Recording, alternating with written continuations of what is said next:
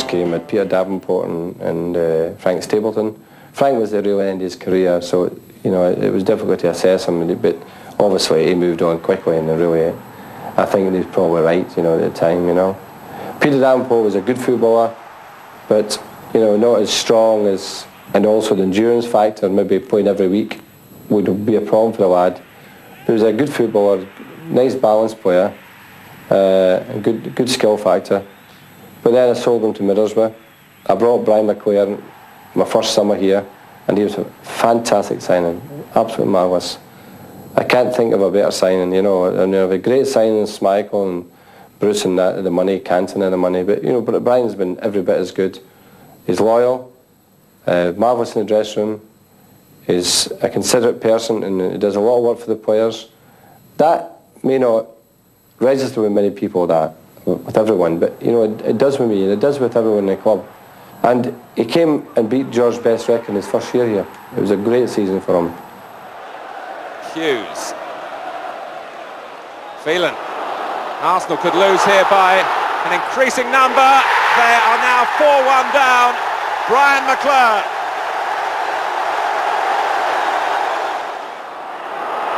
Gone all the way. And a brilliant goal by McClare.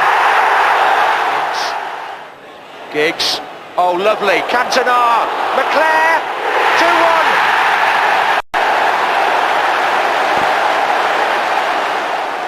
And United are flying now. McClare. Oh, he's free. And then I brought Sparky, and a lot of people says they didn't go on, things like that. What a nonsense, that no. Sparky, without question, I would still miss him. His decision to leave, I thought was a bit premature. But I can understand it, because he felt that Andy Cole, and that, in fairness, was probably the scenario I looked upon in a long term, because Sparky was 32, come on 33, because he's a quiet lad, kick him from pillar to post, and he still got up and play.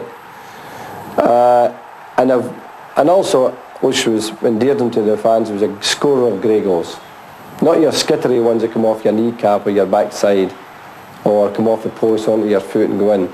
He scored better goals than anyone probably has, even Beckham. Hughes. He'll try his luck. It's in. Hamilton puts everything in the air. Ryan Giggs responding to the chants from the fans. Flick from Cantona to Hughes. Wow! What a goal from Mark Hughes. Parker. Benali is shadowing him. Cantona inside. Hughes. 2-0 and all over. With Mark Robbins in a time that was an important time for me, and he, as much as anyone, got us to the final. Scored against Newcastle, scored against Nottingham Forest, scored a winner against Oldham in the semi. And it was a great little finisher, tremendously clever little player. But didn't have a great physical presence in terms of the Sparkies and the McClares and that. And they were never injured, you see, so it was a problem for the lads. They wanted regular football, but he did very well for us in that spell. When we bought Cantona, everything seems to take off. I don't think anyone can dispute the last 4.5 years. He was an absolute phenomenal player. He was a catalyst for that, I feel, to win the first championship, because he brought a vision that we didn't have before. Now, although I thought we were getting there, he certainly accelerated it, there's no question about that. And he dovetailed in with Sparky perfectly, It was almost made in heaven, if you know what I mean. They just seem to gel. They just seem to use each other. And if you've got two strikers like that, it's a heck of a start to get into any football match. But the other thing about Eric is his sense of occasion, scoring vital. We need a breakthrough here. He would provide the answer. When you look at the record, 4 championships in 4.5 years, and if he hadn't been suspended, then we'd have won 5. There's no question about that. We'd won 5 in a row, which would have been incredible. You just couldn't write this script. His goal.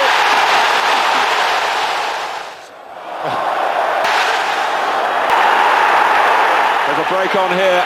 Cantona is free. Giggs has seen him. He's found him. Cantona looks for the chip. Oh, exquisitely done. Putting in the equation Paul Scholes. Although, he maybe recognises himself as a striker, but I'm playing in midfield at the moment. Now here is probably one of the the best football brains this club's ever had, and tough, and he will become a tremendous player in this club. Beckham. Scholes ahead. Cole, this is a shooting chance. Went for Scholes instead. Cole finds the net. Cole. Scholes! Oh, that's an excellent finish. Andy, I still think, marvellous player. I don't think he's done badly for us at all. I mean, he got this criticism from the press and all that, but he's done well for us, Andy. I mean, he's a different type of striker from the others we've got. He's a different type of striker from anyone's got.